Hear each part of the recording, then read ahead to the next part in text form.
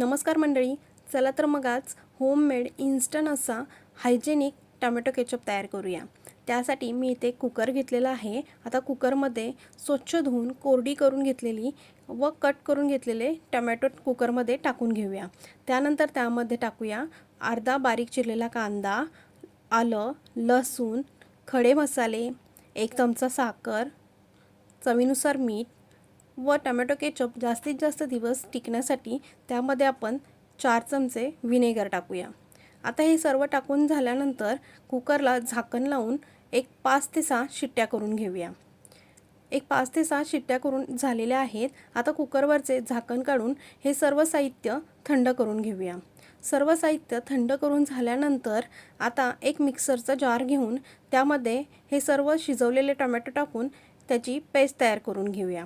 त्याआधी आपण टोमॅटो शिजताना जे खडे मसाले टाकलेले होते ना, ते आपण काढून घेऊया। आता सर्व खडे मसाले काढून झालेले आहेत। आता सर्व टोमॅटो मिक्सरच्या जारमध्ये टाकून त्याची स्मूथ अशी पेस्ट तयार करून घेऊया। स्मूथ अशी पेस्ट आपली तयार करून झालेली आहे। आता एक भांडं घेऊन त्याच्यावरती चाळण ठेवून ही सर्व पेस्ट चाळून घेऊया। टोमॅटोची प्युरी चाळून घेतल्यामुळे त्यातील सर्व चोथा बाहेर निघतो व टोमॅटो केचप छान असा स्मूथ असा तयार होतो। तुम्ही बघू शकता मंडळी, सर्व टोमॅटोची प्युरी मी चाळून घेतलेली आहे।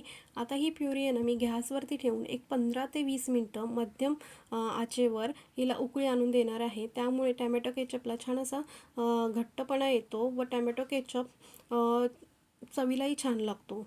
तुम्हाला जर ही माझी रेसिपी आवडली असेल तर प्लीज चॅनलला लाईक, शेअर आणि सबस्क्राईब करायला विसरू नका। तुम्ही बघू शकता मंडळी, आपला केचप छान असा तयार झालेला आहे। आता हा थंड झाल्यानंतर बॉटलमध्ये स्टोअर करून ठेवा।